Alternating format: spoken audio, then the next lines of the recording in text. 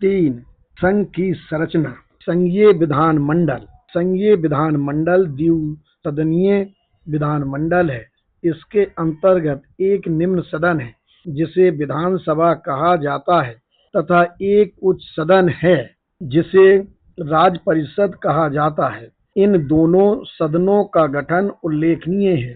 जनसंख्या तथा क्षेत्र की दृष्टि से बहुत ही कम सदन ऐसे हैं जिनकी अन्य विधानमंडलों से तुलना की जा सकती है, क्योंकि संघीय सभा की कुल सदस्यता 375 तथा राज्य परिषद की सदस्य संख्या 260 है। ये सीटें ब्रिटिश भारत तथा देशी राज्यों के बीच एक निश्चित अनुपात में विभाजित हैं। संघीय सभा की 375 सीटों में से 250 सीटें ब्रिटिश भारत के हिस्से में हैं तथा 125 सीटें देशी राज्यों के हिस्से में हैं। राज्य परिषद की 260 सीटों में से 156 सीटें ब्रिटिश भारत की हैं तथा 104 सीटें देशी राज्यों की हैं। यह देखा जा सकता है कि ब्रिटिश भारत तथा देशी राज्यों के बीच का बंटवारा समता सिद्धांत पर आधारित नहीं है। जनसंख्या को प्रतिनिधित्व का आधार माना जा सकता है। राजस्व को भी प्रतिनिधित्व का आधार बनाया जा सकता है, लेकिन इन दोनों में से किसी को भी सीटों के बंटवारे का आधार नहीं माना गया है, चाहे आप जनसंख्या को आधार माने या राजस्व को। आप देखेंगे कि दोनों ही सदनों में ब्रिटिश भारत को कम तथा देशी राज्यों को ज्यादा प्रतिनिधित्व मिला है। सीटों को भरने की विधि भी उल्लेखनीय है। ब्रिटिश भारत के प्रतिनिधि दोनों ही सदनों में चुने जाएंगे। दूसरी ओर देशी राज्यों के प्रतिनिधियों को राज्यों के शासकों द्वारा नियुक्त अर्थात नामित किया जाना है। शासक इस बात के लिए स्वतंत्र है कि उसके द्वारा नियुक्त उसके राज्यों के प्रतिनिधियों को उसकी प्रजा द्वारा चुना जा सकता है, लेकिन यह मामला ऐसा है जो उसके स्वयं विवेक पर निर्भर करता है। वह अपनी प्रजा द्वारा चुने गए व्यक्ति को नियुक्त कर सकता है या यदि वह चाहे तो दोनों ही कार्य कर सकता है, अर्थात वह नियुक्त भी कर सकता है और चुन भी सकता है। अंत में राज्य के प्रतिनिधि को शासक द्वारा नियुक्त किया जाता है। ब्रिटिश भारत के मामले में प्रतिनिधि चुने जाते हैं, लेकिन यहाँ एक विशेष बात उल्लेखनीय है।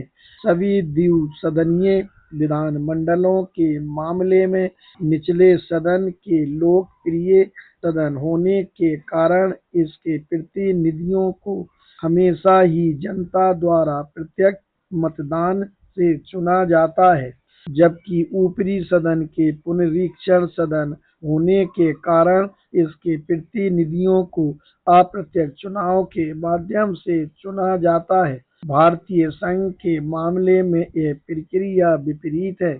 ऊपरी सदन को जनता प्रत्यक्ष चुनाव के माध्यम से चुनेगी तथा निचले सदन को प्रांतीय विधानमंडलों द्वारा अप्रत्यक्ष रूप से चुना जाएगा। संघीय विधानसभा का कार्यकाल 5 वर्षों की अवधि तक के लिए निश्चित है, हालांकि इसे उससे पहले भी भंग किया जा सकता है। दूसरी तरफ राज्य परिषद एक अस्थायी निकाय है जिसे भंग नहीं किया जा सकता। यह एक ऐसा निकाय है जिसके 1/3 सदस्य लोग प्रत्येक 3 वर्ष के बाद क्रमिक रूप से बदलते रहते हैं। अब कानून पारित करने तथा व्यय की स्वीकृति देने संबंधी इन दोनों सदनों के प्राधिकारों को देखिए। जहाँ तक कानून पास करने के प्राधिकार का सवाल है, कुछ संविधान धन विधेयक तथा अन्य विधेयकों में अंतर करते हैं और उनमें यह प्रावधान है कि ऊपरी सदन को धन विधेयक प्रस्ताव लाने का कोई अधिकार नहीं होगा। और यह भी कि ऊपरी सदन को ऐसे विधेयक को निरस्त करने का भी अधिकार नहीं होगा। इसको केवल इतना अधिकार है कि वह कुछ निश्चित समय के लिए इस विधेयक का पारित करना स्थगित कर सकता है। धन विधेयक तथा अन्य विधेयक एक जैसे ही माने जाते हैं तथा उनके कानून बनने से पहले उनको दोनों की स्वीकृति मिलना आवश्यक होता है। इनमें अंतर केवल इतना है कि धारा 30(1) के अनुसार यदि कोई विधेयक धन विधेयक नहीं है तो वह किसी भी सदन में लाया जा सकता है, लेकिन धारा 37 के अनुसार धन विधेयक ऊपरी सदन में नहीं लाया जा सकता है, लेकिन धारा 3(2) के अनुसार धन विधेयक को अन्य किसी विधेयक की तरह ही ऊपरी सदन की स्वीकृति मिलना आवश्यक होता है। व्यय स्वीकृति का प्राधिकार जब विधानमंडल द्विसदनीय होता है तब एक बार फिर इन दोनों सदनों के बीच प्राधिकार के बंटवारे के स्वीकृत सिद्धांतों में भिन्नता पाई जाती है। धारा 31(1) के अनुसार प्राप्तियों तथा व्यय का वार्षिक वित्तीय विवरण संघीय विधानमंडल के दोनों सदनों के सामने रखा जाएगा और इस पर दोनों ही सदनों में बहस की जा सकेगी। न केवल इस मामले में दोनों सदनों में बहस की जा सकती है, बल्कि इन पर दोनों सदनों में मतदान भी किया जा सकता है। धारा 34(2) के अनुसार व्यय को अनुदान के लिए मांग के रूप में संघीय विधानसभा के सामने रखा जाएगा और उसके पश्चात राज्य परिषद में रखा जाएगा तथा किसी भी सदन को यह अधिकार प्राप्त होगा कि वह किसी भी मांग को स्वीकृत या अस्वीकृत करे या उसमें उल्लिखित राशि में कमी करते हुए किसी भी मांग को स्वीकृति प्रदान करे। अतः यह स्पष्ट है कि ये दोनों सदन प्राधिकारों के मामले में समान हैं और ये प्राधिकार कानून पारित करने तथा व्यय को स्वीकृति प्रदान करने दोनों से संबंधित हैं। इन दोनों सदनों के बीच उत्पन्न हुए विवाद किसी एक सदन के दूसरे सदन के समक्ष झुकने से हल नहीं हो सकते। यदि वह सदन झुकने के लिए तैयार न हो, इन दोनों सदनों के बीच उत्पन्न हुए मतभेदों को हल करने के लिए संयुक्त अधिवेशन की कार्य प्रक्रिया अपनाई गई है। धारा 31(3) में संयुक्त अधिवेशन की प्रक्रिया का उल्लेख है, जहां विधेयक के संबंध में विवाद उत्पन्न होता है। धारा 34(3) इस प्रक्रिया से संबंधित है जब विवाद व्यय की स्वीकृति से संबंधित होता है। संघीय कार्यपालिका संघीय कार्यपालिका के गठन का वर्णन धारा 7(1) में किया गया है। इस धारा के अनुसार संघ के कार्यकारी प्राधिकार गवर्नर जनरल को सौंपे जाते हैं। गवर्नर जनरल ही संघ का कार्यकारी प्राधिकारी होता है। इस संघ की कार्यपालिका के बारे में पहली उल्लेखनीय बात यह है कि यह एकात्मक कार्यपालिका होती है और यह निगमित निकाय नहीं है। भारत में जब से अंग्रेजों ने देश का नागरिक व सैनिक शासन हाथ में लिया है, तब से लेकर कार्यपालिका का स्वरूप कभी भी एकात्मक नहीं रहा है। यह कार्यपालिका एक संयुक्त कार्यपालिका थी। प्रांतों में इसे गवर्नर इन काउंसिल के नाम से जाना जाता था। केंद्र में इसे गवर्नर जनरल इन काउंसिल के नाम से जाना जाता था। इन प्रांतों और भारत का नागरिक तथा सैन्य शासन न तो गवर्नर में और न गवर्नर जनरल में विहित था। जिस निकाय के पास यह अधिकार होता था वह गवर्नर होता था और उसके साथ पार्षद होते थे। इन पार्षदों की नियुक्ति राजा के द्वारा की जाती थी और उन्हें अपने प्राधिकार गवर्नर जनरल से प्राप्त नहीं होते थे। वे अपने प्राधिकार सम्राट से प्राप्त करते थे। और उनके प्राधिकार गवर्नर तथा गवर्नर जनरल के समकक्ष होते थे। राज्य क्षेत्र की शांति तथा सद्भाव के प्रश्नों को छोड़कर गवर्नर जनरल को बहुमत का निर्णय मान्य होता था। अतः यह संविधान स्थापित प्रणाली से भिन्न है। मैं यह नहीं कह रहा हूँ कि यह भिन्नता सिद्धांत के तौर पर ठोस नहीं है या नजीर या संघीय संविधान की आवश्यकताओं से पैदा होने वाली परिस्थितियों द्वारा इसका औचित्य सिद्ध नहीं होता। मैं आपको जो बात नोट कराना चाहता हूँ वह यह है कि यह बहुत ही महत्वपूर्ण परिवर्तन है। संघीय कार्यपालिका के बारे में दूसरी उल्लेखनीय बात यह है कि हालांकि संघ का प्राधिकारी गवर्नर जनरल होता है, तथापि संघीय प्राधिकारी के रूप में अपनी शक्तियों का उपयोग करने के लिए उसके लिए कुछ शर्तें निर्धारित की गई हैं। संविधान उसके प्राधिकार के अंतर्गत आने वाले मामलों को 4 श्रेणियों में बांटता है तथा इस बात का उल्लेख करता है कि उसे इन चारों श्रेणियों के अंतर्गत आने वाले प्रत्येक मामले में अपने कार्यकारी प्राधिकार का उपयोग कैसे करना है। कुछ मामलों में गवर्नर जनरल को अपने विवेक से काम करना है। 2. कुछ मामलों में उसे अपने मंत्रियों की सलाह के अनुसार कार्य करना है। 3. कुछ मामलों में उसे अपने मंत्रियों के साथ परामर्श करने के बाद कार्य करना है तथा 4. कुछ मामलों में उसे अपने व्यक्तिगत निर्णय के अनुसार कार्य करना है। गवर्नर जनरल द्वारा कार्यकारी प्राधिकार उपयोग करने के इन 4 मामलों को रेखांकित करने वाले विधिक लक्षणार्थ के बारे में भी एकाध शब्द कहे जा सकते हैं। इस विधिकता लक्षणार्थ की व्याख्या शुरू करने का सर्वोत्तम तरीका इस बात की व्याख्या करना होगा कि अपने मंत्रियों की सलाह पर कार्य करने का क्या तात्पर्य है।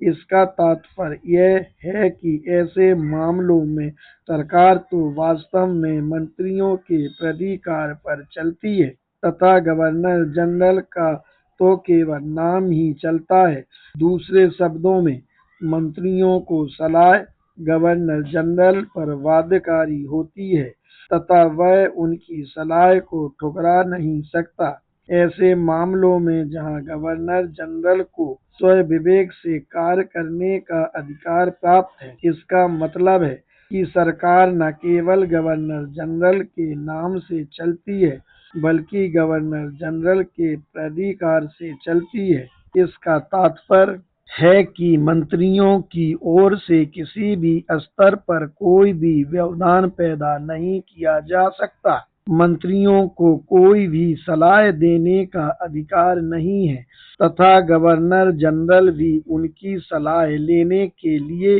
बाध्य नहीं है।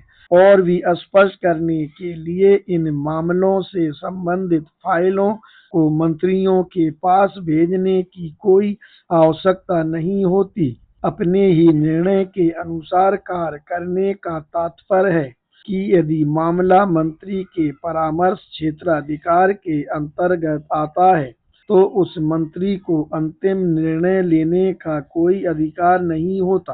अंतिम निर्णय का अधिकार गवर्नर जनरल के पास होता है। अपने विवेकानुसार कार्य के अंतर्गत आने वाले मामलों में मंत्रियों को गवर्नर जनरल को सलाह देने का कोई भी अधिकार नहीं होता। मंत्री अपनी सलाह केवल तभी दे सकता है जब मामला अपने व्यक्तिगत निर्णय के अधिकार के अंतर्गत आता है।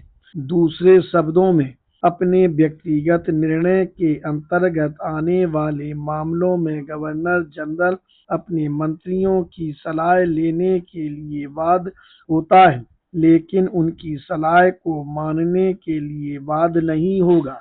वह उनकी सलाह से भिन्न तथा अलग कार्य कर सकता है, लेकिन उसके अपने विवेकाधिकार के अंतर्गत आने वाले मामलों के संबंध में वह अपने मंत्रियों की सलाह तक लेने के लिए बाध्य नहीं है। परामर्श के बाद वाक्यांश केवल प्रक्रियागत मामला होता है। ऐसे मामलों में प्राधिकार केवल गवर्नर जनरल के पास ही होता है।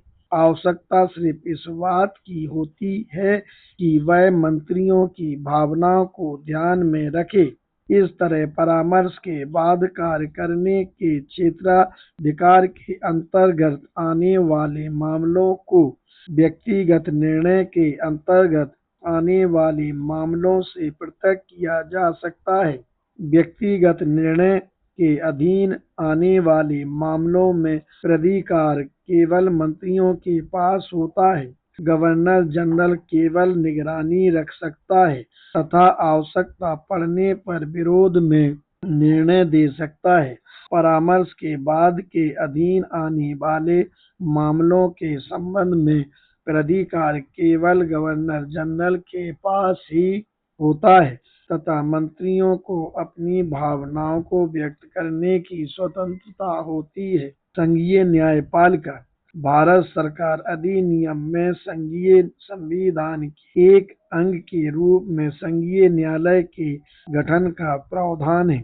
इस संघीय न्यायालय में एक मुख्य न्यायाधीश तथा कुछ ऐसे अवर न्यायाधीश हो सकते हैं जिन्हें महामहिम आवश्यक समझें तथा उनकी संख्या 6 से ज्यादा नहीं हो सकती जब तक कि विधानमंडल द्वारा इसमें वृद्धि करने संबंधी प्रस्ताव नहीं लाया जाता।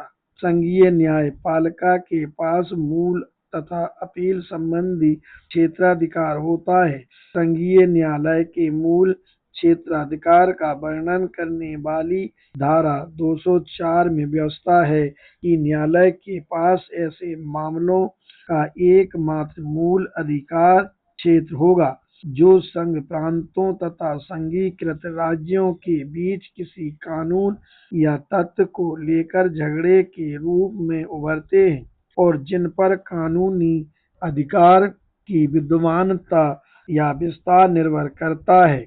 हालांकि इस धारा में यह भी प्रावधान है कि यदि कोई राज्य एक पक्ष है तो इस विवाद के संबंध में इस अधिनियम या उसके अधीन सभा के आदेश या विलय पत्र के माध्यम से संघ में विहित वैधानिक या कार्यकारी प्राधिकार के निर्वाचन का सहारा लिया जाना चाहिए।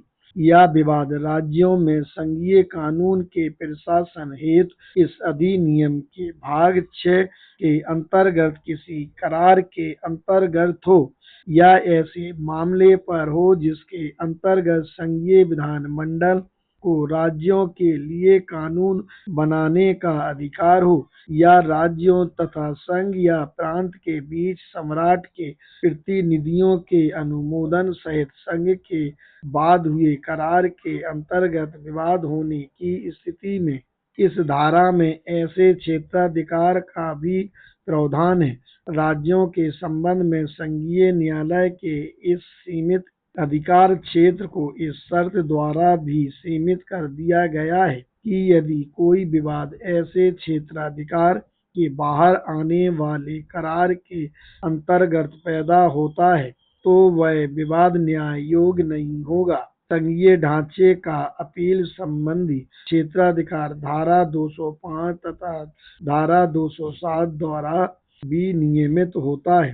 धारा 205 कहती है कि ब्रिटिश भारत के किसी उच्च न्यायालय के किसी निर्णय, डिक्री या अंतिम आदेश से संबंधित अपील संघीय न्यायालय में की जा सकेगी बशर्ते उच्च न्यायालय यह प्रमाणित कर दे कि मामला इस अधिनियम या उसके अधीन बनाई गई परिषद के आदेश के निर्वचन जैसे गंभीर कानूनी प्रश्न से संबंधित है। धारा 207 संघीकृत राज्यों के न्यायालयों के निर्णय के विरुद्ध अपील से संबंधित है। इसमें उल्लेख है कि किसी संघीकृत राज्य के न्यायालय से संघीय न्यायालय में अपील की जा सकेगी। यदि कानूनी प्रश्न पर गलत निर्णय दिया गया है, जो प्रश्न इस अधिनियम या उसके अधीन बनाई गई परिषद के किसी आदेश या वैधानिक अधिकारकरण या उस राज्य के विलय पत्र द्वारा संघ में विहित कार्यकारी प्राधिकार से संबंधित है, या संघीय विधानमंडल के कानून के उस राज्य में प्रशासन हेतु इस अधिनियम के भाग 6 के अंतर्गत किए गए करार के अंतर्गत पैदा होता है। लेकिन धारा 207 की उपधारा 2 में प्रावधान है कि इस धारा के अंतर्गत कोई भी अपील उच्च न्यायालय द्वारा संघीय न्यायालय की राय जानने हेतु विशिष्ट मामले के रूप में भेजे जाने पर ही स्वीकार की जाएगी, तथा संघीय न्यायालय भी किसी मामले में ऐसा उल्लेख करने के लिए कह सकता है। संघीय न्यायालय के संबंध में दो बातें ध्यान देने योग्य हैं। पहली बात तो संघीय न्यायालय द्वारा अपने ही आदेशों का कार्यान्वित करने की शक्ति से संबंधित है। संघीय न्यायालय के पास अपने ही आदेशों को लागू करने के लिए मशीनरी नहीं है। धारा 210 में उल्लेख किया गया है कि संघीय न्यायालय के आदेश ब्रिटिश भारत या संघीकृत राज्य के सभी न्यायालयों तथा प्राधिकारियों द्वारा ऐसे लागू किए जाएंगे मानो उन्हें सर्वोच्च न्यायालय द्वारा नागरिक तथा आपराधिक क्षेत्राधिकार का प्रयोग करते हुए बनाया गया हो। अतः अपने ही आदेशों को लागू करने के लिए जो व्यवस्था संघीय न्यायालय के पास है, वह केवल संघ की इकाइयों की प्रशासनिक मशीनरी ही है। संघीय इकाइयां संघीय न्यायालय की सहायता करने के लिए बाध्य होती हैं। उदाहरण के तौर पर यह प्रणाली संयुक्त राज्य अमेरिका में प्रचलित प्रणाली से भिन्न है, क्योंकि वहाँ उच्चतम न्यायालय के पास अपने आदेशों को लागू करने या कराने की अपनी व्यवस्था है। संघीय न्यायालय के बारे में दूसरी उल्लेखनीय बात न्यायाधीशों को हटाने की कार्यपालिका की शक्तियों और उनके आचरण पर चर्चा करने संबंधी विधानमंडल की शक्ति से संबंधित प्रश्न है। इस संबंध में भी संघीय न्यायालय अन्य संघों के संघीय न्यायालयों से भिन्न है। संविधान संघीय न्यायालय के किसी न्यायाधीश को निलंबित करने की शक्ति गवर्नर जनरल को नहीं देता। यह विधानमंडल को भी किसी न्यायाधीश के न्यायिक आचरण के बारे में चर्चा करने की अनुमति नहीं देता। निसंदेह इससे संघीय न्यायालय के न्यायाधीश को अपनी पदावधि तक पद पर बने रहने की स्थिरता तथा कार्यपालिका या विधानमंडल द्वारा हस्तक्षेप न किए जाने की स्वतंत्रता मिलती है। कार्यपालिका के नियंत्रण से न्यायपालिका को मुक्त करने के लिए यह आवश्यक हो गया है कि किसी न्यायाधीश की पदावधि कार्यपालिका की दया पर निर्भर नहीं होनी चाहिए। अतः सभी संविधानों में यह प्रावधान है कि न्यायाधीश का पद पर बने रहना उसके सद्व्यवहार पर निर्भर करेगा, तथा किसी न्यायाधीश को केवल तभी हटाया जा सकेगा जबकि विधानमंडल द्वारा ऐसी घोषणा करते हुए प्रस्ताव लाया जाए कि उसका व्यवहार ठीक नहीं है। ऐसा कुछ प्राधिकार किसी को दिया जाना चाहिए जिसे किसी न्यायाधीश के सद्व्यवहार के बारे में घोषणा करने की शक्ति प्राप्त हो। संघीय संविधान में यह प्रावधान नहीं है। अतः संघीय न्यायालय में न्यायाधीश के रूप में एक बार नियुक्त हो जाने पर उसे उसकी सेवानिवृत्ति तक पद से नहीं हटाया जा सकता, भले ही इस अवधि के दौरान उसका व्यवहार कैसा भी रहा हो। इसके बजाय धारा 202 खा के अंतर्गत संघीय न्यायालय के न्यायाधीश को उसके दुर्व्यवहार या शारीरिक अथवा मानसिक कमजोरी के आधार पर हटाए जाने की शक्ति महामहिम के पास है, बशर्ते कि प्रिवी काउंसिल की न्यायिक समिति इस आशय का प्रतिवेदन प्रस्तुत करे कि उसे ऐसे किसी कारण के आधार पर हटाया जाए। 4. संघ की शक्तियाँ।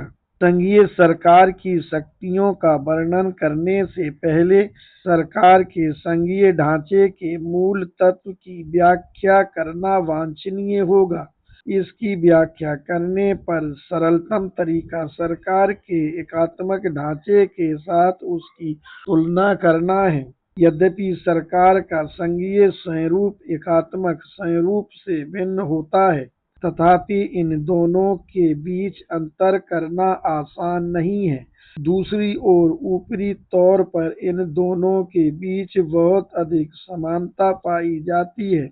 आजकल प्रत्येक देश की सरकार विशिष्ट क्षेत्रों में कार्यरत प्रशासनिक इकाइयों के अंततः संबंधित समूहों द्वारा चलाई जाती है और विशिष्ट जनकार्य किए जाते हैं। यह सरकार के संघीय स्वरूप तथा सरकार के एकात्मक स्वरूप वाले देशों के बारे में भी सही है।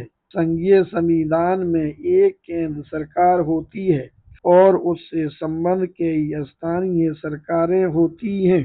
ठीक इसी तरह से एकात्मक संविधान में एक केंद्रीय सरकार होती है और उससे जुड़ी हुई कई स्थानीय सरकारें होती हैं। इस प्रकार ऊपरी तौर पर इन दोनों के बीच कोई अंतर दिखाई नहीं पड़ता।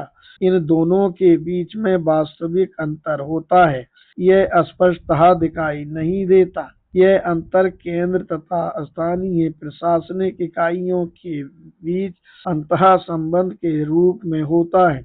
इस अंतर का हम इस प्रकार उल्लेख कर सकते हैं। सरकार के एकात्मक ढांचे के अंतर्गत स्थानीय निकायों की शक्तियां केंद्रीय सरकार के अधिनियम से प्राप्त होती हैं। ऐसा होने के कारण स्थानीय सरकार की शक्तियों को केंद्रीय सरकार द्वारा कभी भी वापस लिया जा सकता है। सरकार के संघीय स्वरूप में केंद्रीय सरकार तथा स्थानीय सरकारों की शक्तियां संविधान के कानून द्वारा प्राप्त होती हैं, जिन्हें न तो स्थानीय सरकार और न केंद्रीय सरकार अपने अधिनियम के द्वारा बदल सकती है। इन दोनों को ही अपनी शक्तियां संविधान के कानून के तहत मिलती हैं और संविधान के अनुसार इसमें से प्रत्येक से अपेक्षा की जाती है कि वे खुद को दी गई शक्तियों के अंतर्गत ही सीमित रखें। संविधान न केवल प्रत्येक की शक्तियों का निर्धारण करता है, बल्कि एक ऐसी न्यायपालिका की भी व्यवस्था करता है जो किसी अधिनियम के बारे में यह घोषणा कर सके, चाहे वह स्थानीय सरकार का हो या केंद्रीय सरकार का, कि वह नष्ट कर दिया गया है यदि ऐसा अधिनियम संविधान द्वारा निर्धारित सीमा का उल्लंघन करता हो। इसके बारे में क्लीमेंट ने कनाडा के संविधान पर अपनी पुस्तक में लिखा है। ब्यौरे के अतिरिक्त आज के युग में संघीय सरकार शब्द में एक ऐसा करार विहित है जो लोगों को ऐसे मामलों में एक ही समान सरकार की नियंत्रण के प्रति प्रतिबद्ध करता है जिनके बारे में समान हितों के कारण सहमति हुई है। फिर भी प्रत्येक स्थानीय सरकार को अन्य सभी मामलों में स्वतंत्र तथा स्वायत्त छोड़ दिया गया है। एक आवश्यक उपसिद्धांत के रूप में संपूर्ण करार में मूल कानून विहित होता है जिसे न्यायालयों में मान्यता प्रदान की जाती है और जिसे न्यायालयों के अभिकरण के माध्यम से ही लागू किया जाता है। वस्तु स्थिति की वह रेखा जो संपूर्ण संघ से संबंधित समान हितों के मामलों में प्रत्येक इकाई के स्थानीय हितों के मामलों से पृथक करती है।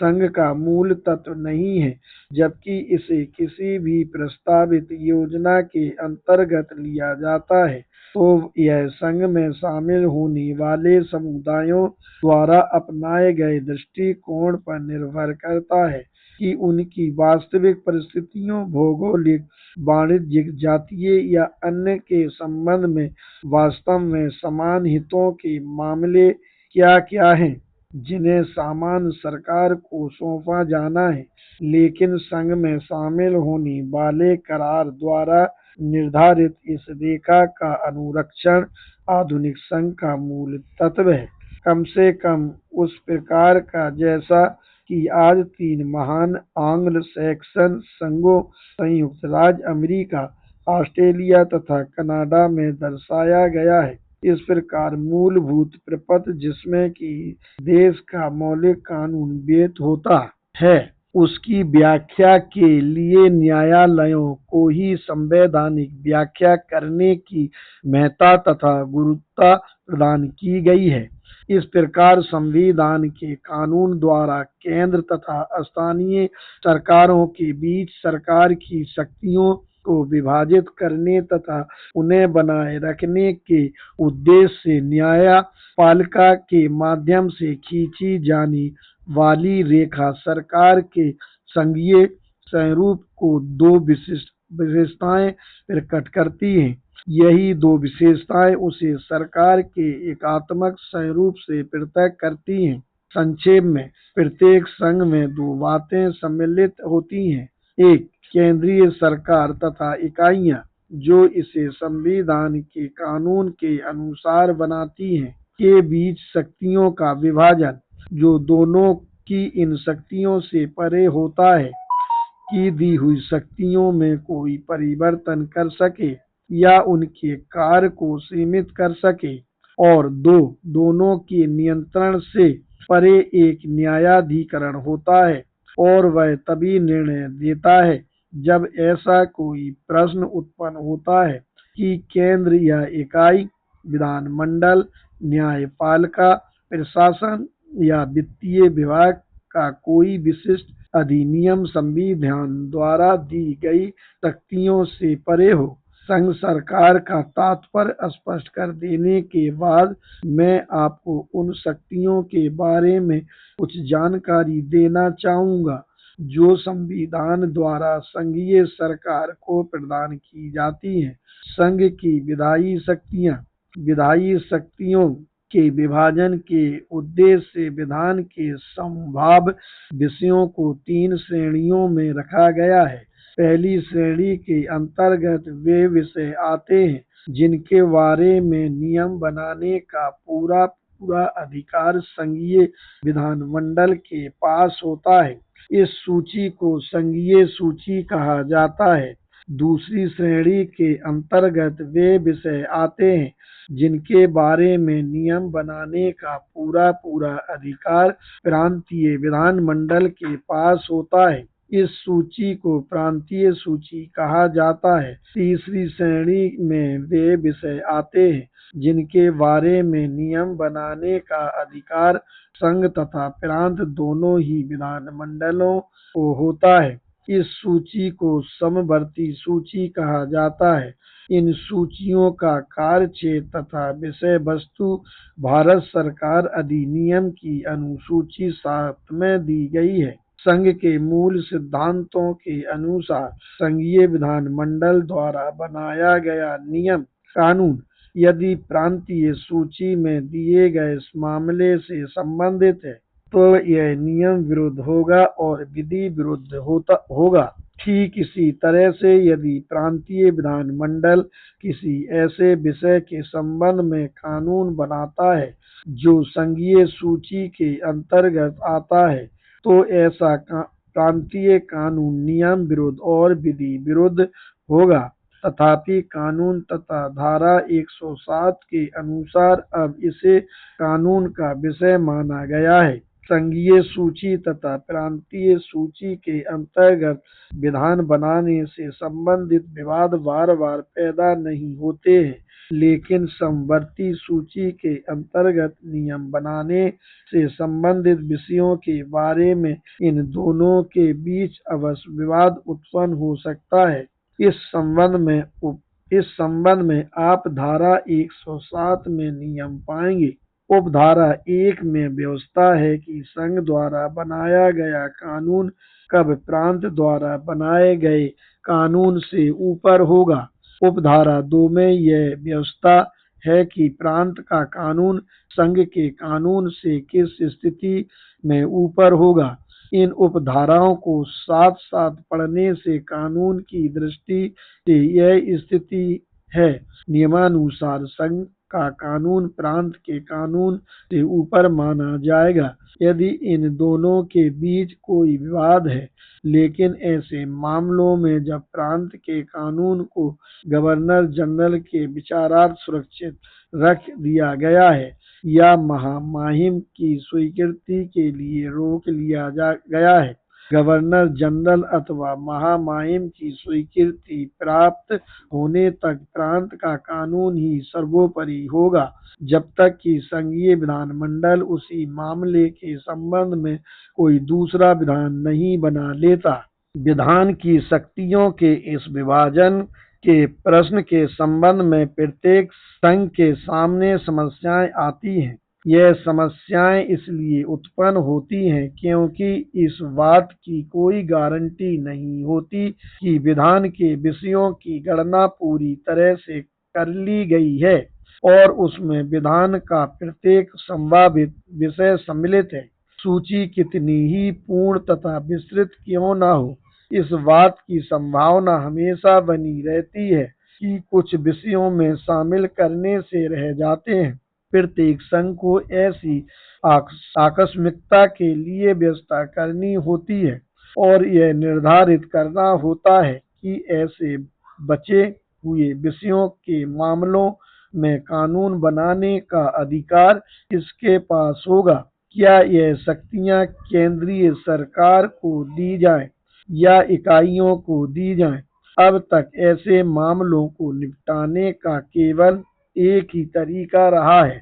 कुछ संघों में ऐसी बची हुई शक्तियां केंद्र सरकार को दे दी जाती हैं, जैसा कि कनाडा में है। कुछ संघों में यह शक्तियां इकाइयों को दे दी जाती हैं, जैसा कि ऑस्ट्रेलिया में है। भारतीय संघ ने इनसे निपटने का नया तरीका अपनाया है। भारतीय संघ में इन शक्तियों को न तो केंद्र सरकार को ही दिया जाता है और न ही प्रांतीय सरकारों को। ये सभी शक्तियां धारा 104 के अनुसार गवर्नर जनरल के पास होती हैं।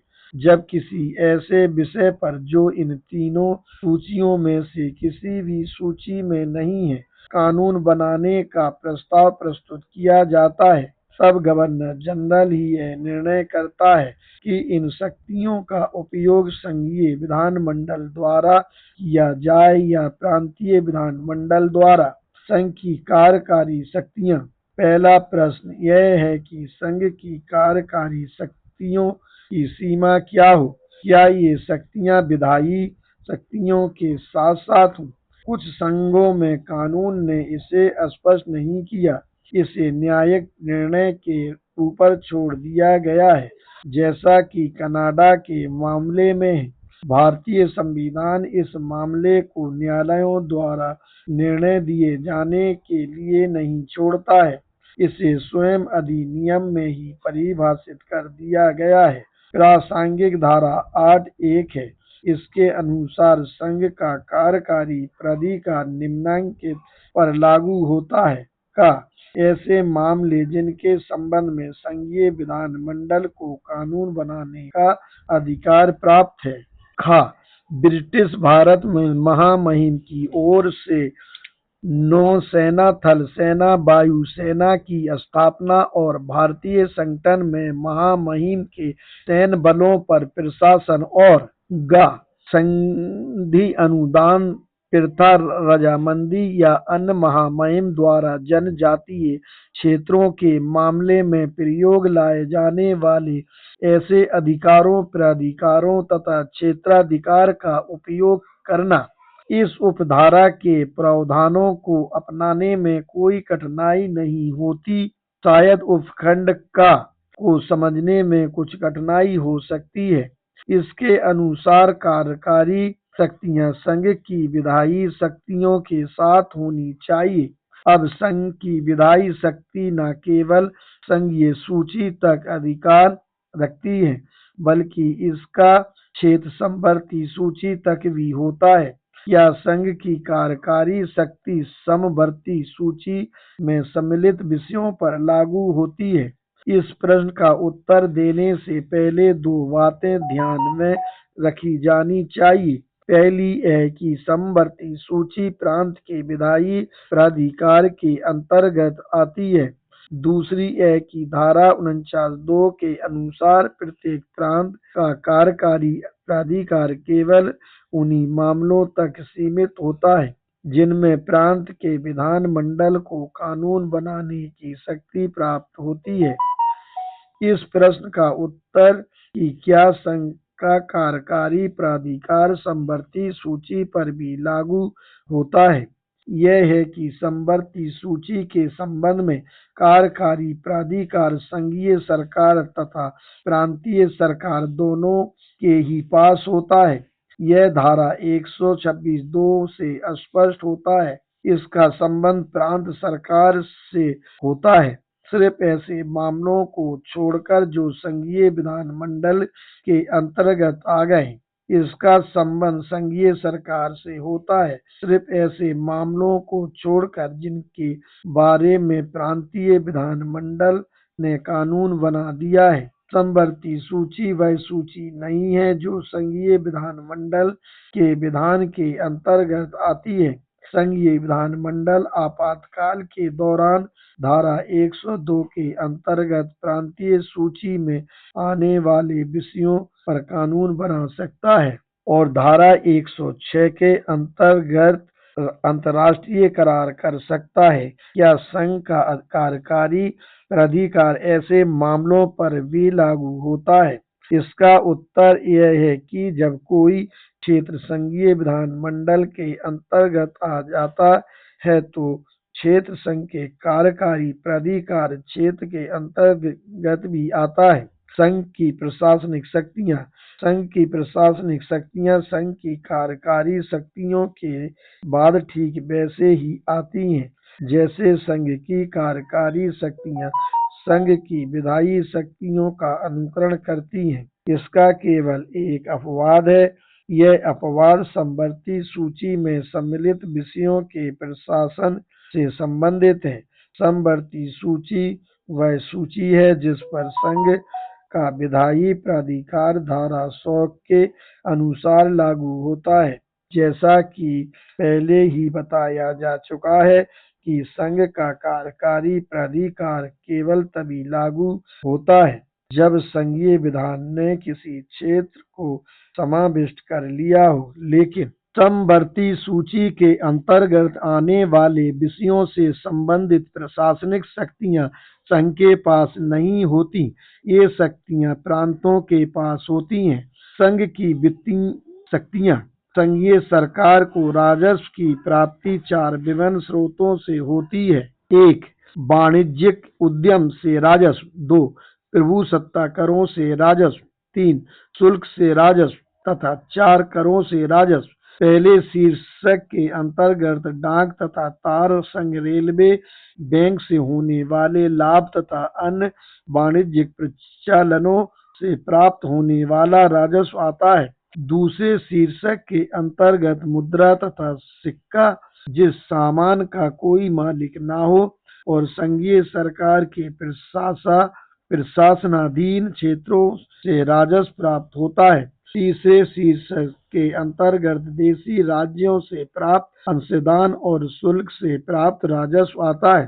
करों से प्राप्त राजस्व का वर्गीकरण संविधान द्वारा संघीय सरकार को दी गई कराधान शक्तियों के अनुसार किया जाता है। संघीय सरकार को दी गई कराधान शक्तियां 3 श्रेणियों में विभाजित की जा सकती हैं। पहली श्रेणी में कराधान की ऐसी सभी शक्तियां आती हैं जो पूरी तरह से संघीय सरकार के अधिकार में होती हैं। दूसरी श्रेणी में कराधान की वे सभी शक्तियां आती हैं जो ऐसे राजस्व को प्राप्त करने के लिए अपनाई जा सकती है जो संघीय सरकार तथा प्रांतीय सरकारों के बीच विभाजन के योग्य हैं। कराधान शक्तियों की पहली श्रेणी के अंतर्गत आने वाले राजस्व शीर्ष के अंतर्गत ऐसे सभी क्षेत्र आते हैं जिनका संघीय सूची में उल्लेख किया गया है। 1. सीमा शुल्क निर्यात शुल्क सहित। 2. तंबाकू तथा भारत में निर्मित या उत्पादित अन्य वस्तुओं पर उत्पाद शुल्क। निम्नांकित को छोड़कर का लोगों द्वारा उपयोग में लाई जाने वाली शराब। ख. अफीम, देसी भांग तथा अन्य नशीली व गैर नशीली औषधियां और मादक पदार्थ तथा ग. इस प्रविष्टि के उप अनुच्छेद ख में सम्मिलित अल्कोहल से बनी औषधियों तथा प्रसाधन सामग्री। 3. निगम कर। 4. नमक। 5. राज लॉटरी। 6. कृषि आय को छोड़कर अन्य आय पर कराधान। 7. बड़ी संपत्तियों पर पूंजी कर। व्यक्तियों तथा कंपनियों की कृषि भूमि को छोड़कर कंपनियों की पूंजी पर कर। 8. कृषि भूमि को छोड़कर अन्य संपत्ति के उत्तराधिकार पर कर। 9. विनिमय बिलों, चेकों, प्रोमिजरी नोटों, लोडिंग बिलों, साख पत्रों, बीमा प्रतिपत्र, पॉलिसियों और प्राप्तियों पर स्टाम्प शुल्क। 10. रेल या हवाई जहाज द्वारा ले जाए जाने वाले यात्रियों या सामान पर सीमा कर, रेल किराए तथा भाड़े पर कर। और 11. इस सूची में सम्मिलित किसी भी वस्तु के संबंध में शुल्क, लेकिन किसी न्यायालय के लिए गए शुल्क को छोड़कर इस संबंध में समवर्ती सूची में निम्नांकित मद की ओर ध्यान आकर्षित किया जा सकता है। 1. विवाह तथा तलाक। 2. वसीयतनामा, निर्वसीयता तथा उत्तराधिकार। और 3. संपत्ति तथा अन्य कृषि भूमि का हस्तांतरण। समवर्ती सूची में होने के कारण संघीय विधानमंडल को इस संबंध में कानून बनाने का अधिकार प्राप्त है। क्या संघीय विधानमंडल इसके संबंध में कानून बनाने के साथ साथ उनसे राजस्व की प्राप्ति कर सकता है? इस अधिनियम में इस प्रश्न का कोई भी उत्तर दिखाई नहीं देता, तथापि यह सुझाव दिया जा सकता है कि बाकी हिस्से से संबंधित शक्तियों के उपयोग के संबंध में धारा 104 में दिए गए नियम यहाँ पर भी लागू होंगे। संविधान के द्वारा राजस्व के जिन स्रोतों का विभाजन किया जा सकता है वे इस प्रकार हैं। 1. निगम कर को छोड़कर अन्य आय कर तथा 2. जूट निर्यात शुल्क। संघीय कानून के अनुसार जिनका वितरण किया जा सकता है वे इस प्रकार हैं। 1. नमक पर कर। 2. तंबाकू तथा अन्य सामान पर उत्पाद शुल्क। और 3. निर्यात शुल्क। संघ की वित्तीय शक्तियों के संबंध में एक विशेषता ऐसी है जो अपनी प्रमुखता के कारण ध्यान आकर्षित करती है। इस अधिनियम में जहां संघीय सरकार को कर लगाने का अधिकार प्राप्त है, वहीं पर वसूली का अधिकार नहीं है। इसमें कर लगाने के अधिकार और वसूली के अधिकार के बीच अंतर है, जैसा आयकर तथा निगम कर पर अधिभार के मामले में भी है। आयकर केवल प्रांतों में ही लगाया जा सकता है, राज्यों में नहीं। हालांकि यह कर संघ के उद्देश्यों के लिए होता है। राज्य की प्रजा आयकर पर केवल संघीय अधिभार दे सकती है, क्योंकि इस तरह का अधिभार प्रांतों तथा राज्यों दोनों में ही लगाए जाने योग्य होता है। लेकिन धारा 138(3) के अंतर्गत संघीय सरकार को राज्य के अंतर्गत इसकी वसूली का अधिकार नहीं है। इसकी वसूली का अधिकार राज्य के शासक के पास होता है।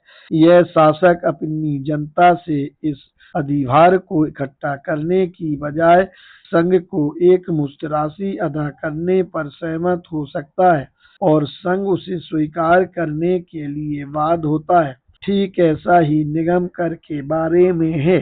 संघ इसे राज्य की जनता पर लगा सकता है, लेकिन वह सीधे तौर पर अपने अभिकरण के माध्यम से इसे इकट्ठा नहीं कर सकता है। धारा 139 में यह व्यवस्था है कि निगम कर की वसूली शासक का कार्य तथा अधिकार होगा। 5. संघ का स्वरूप। संघ की प्रकृति। भारतीय संघ की तुलना अन्य संघों से की जा सकती है। यह केवल नैसर्गिक परिप्रश्न नहीं है, बल्कि एक आवश्यक परिप्रश्न भी है। किसी भी चीज को समझने का सबसे बढ़िया तरीका उसकी तुलना तथा विपर्यास होता है। यह तुलना दृष्टिकोणों से स्थापित की जा सकती है। इतने बड़े पैमाने पर इसकी तुलना करने का समय नहीं है। मैं इस प्रश्न को बहुत ही सरल आयामों तक सीमित रखता हूँ, अतः मैं केवल 4 प्रश्न करता हूँ। 1. क्या यह संघ एक चिरस्थायी संघ है? 2. संघीय सरकार के साथ इकाइयों का क्या संबंध है? 3. इकाइयों के बीच आपस में क्या संबंध है? 4. इकाइयों के अधीन लोगों के क्या संबंध है? इसमें कोई संदेह नहीं है कि संघ में देशी राज्यों का विलय तब तक चिरस्थायी है जब तक कि इस अधिनियम के द्वारा बनाया गया संघ अस्तित्व में है, और जब तक संघ अस्तित्व में है तब तक उससे अलग होने का कोई अधिकार नहीं। लेकिन यह कोई असल प्रश्न नहीं है। असल प्रश्न यह है कि क्या इस अधिनियम के बदले जाने पर भी यह संघ होगा? दूसरे शब्दों में, क्या यह संघ चिरस्थायी है जिससे अलग होने का कोई अधिकार नहीं है, या यह केवल गठबंधन है जिससे अलग होने का अधिकार है? मेरे विचार में भारतीय संघ चिरस्थायी संघ नहीं है और देशी राज्यों को उससे अलग होने का अधिकार है। इस संबंध में संयुक्त राज्य तथा इस भारतीय संघ का संविधान एक दूसरे के विपरीत है। संयुक्त राज्य का संविधान अलग होने के अधिकार पर कुछ नहीं कहता। इस भूल की व्याख्या 2 अलग अलग तरीकों से की गई है। कुछ ने कहा है कि इसकी व्यवस्था इसलिए नहीं की गई क्योंकि इसे मान्यता नहीं दी गई थी। दूसरों ने कहा कि इसको इसलिए असम्मिलित किया गया क्योंकि इसे नकारा नहीं गया था। इस प्रश्न पर यह विवाद था कि क्या अलग होने के अधिकार को इसलिए असम्मिलित किया गया क्योंकि इसे मान्यता नहीं मिली, और जिसके कारण 1861 का गृह युद्ध हुआ। इस गृह युद्ध से 2 महत्वपूर्ण सिद्धांत तय हुए। 1. किसी भी राज्य को संघीय सरकार के किसी भी अधिनियम को अवैध घोषित करने का अधिकार नहीं है, और 2. किसी राज्य को संघ से अलग होने का अधिकार नहीं है। भारतीय संघ से अलग होने के अधिकार के लिए युद्ध करना अनावश्यक होगा, क्योंकि संविधान में इस बात को मान्यता प्रदान की गई है कि भारतीय संघ से देशी राज्यों को अलग होने का अधिकार है, बशर्ते कुछ विशिष्ट परिस्थितियों घटित हों। चिरस्थायी संघ क्या है तथा गठबंधन क्या है, इसके बारे में इंग्लैंड तथा स्कॉटलैंड के बीच संघ की प्रकृति के अपने विश्लेषण में ब्लैकस्टोन ने स्थिति बिल्कुल स्पष्ट कर दी है। उनकी ही भाषा का उपयोग करें तो भारतीय संघ कोई नियमित संघ नहीं है, क्योंकि किसी संघ में संविदाकारी 2 राज्य अपना अस्तित्व खो देते हैं, उनमें पुनर्जीवन की शक्ति नहीं रहती। भारतीय संघ 2 संविदाकारी राज्यों का गठबंधन है, सम्राट तथा देशी राज्यों का, जिसके अंतर्गत इनमें से कोई भी पूरी तरह नष्ट नहीं होता, बल्कि प्रत्येक के पास यह अधिकार सुरक्षित होता है कि शर्त टूट जाने पर वह अपनी मूल स्थिति प्राप्त कर सकता है। संयुक्त राज्य का संविधान गठबंधन के तौर पर उभरा था, लेकिन वह संघ में बदल गया। भारतीय संघ गठबंधन के रूप में उभरा था। और गठबंधन के रूप में ही जारी रहेगा। यह निर्विवाद है कि भारतीय संघ में संघ का कोई लक्षण नहीं है, लेकिन दूसरी ओर इसमें गठबंधन के सभी संकेत मौजूद हैं। अमेरिकी संविधान पर अपने भाषण में डैनियल वेबस्टर ने संघ के लक्ष्यों के बारे में कहा था, यह संविधान उस राजनीतिक प्रणाली की बात करता है जिसे संयुक्त राज्य की सरकार के रूप में स्थापित किया गया है। क्या प्रभुता संपन्न शक्तियों के बीच हुए मेल या गठबंधन को सरकार कहना भाषा का हनन नहीं होगा। किसी राज्य की सरकार वह संगठन होता है जिसमें राजनीतिक शक्ति भेद होती है। किसी सरकार तथा किसी लीग या गठबंधन के बीच मोटे तौर पर स्पष्ट अंतर यह है कि सरकार एक राजनीतिक निकाय होती है, इसकी अपनी इच्छा शक्ति होती है तथा इसके पास अपने उद्देश्य को पूरा करने के लिए शक्तियां तथा वैधानिक स्वतंत्रता होती है। प्रत्येक गठबंधन अपने अनुबंधों को लागू करने के लिए कुछ शक्ति चाहता है। प्रभुता संपन्न राज्यों के बीच हुए गठबंधन में भी अपने कार्य पालन को सुनिश्चित करने के लिए शक्ति की आवश्यकता पड़ती है। हालांकि ऐसे मामले में यह शक्ति एक पक्ष के बल का दूसरे पक्ष के बल के खिलाफ उपयोग में होती है, अर्थात इसे युद्ध शक्ति कहा जा सकता है। लेकिन सरकार अपने निर्णय का पालन अपने सर्वोच्च प्राधिकार के साथ करती है। सरकार द्वारा अपने ही अधिनियमों का पालन कराने के लिए उपयोग में लाया गया बल युद्ध नहीं होता है।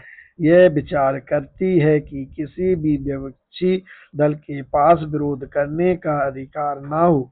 यह उसकी अपनी इच्छा को लागू करने की शक्ति में विहित होता है और जब उसके पास यह शक्ति नहीं रह जाती है तब वह सरकार भी नहीं रहती। इस परिप्रेक्ष्य में यह तथ्य उल्लेखनीय है कि यह अधिनियम ब्रिटिश भारत तथा देशी राज्यों के लिए संघीय सरकार की स्थापना नहीं करता।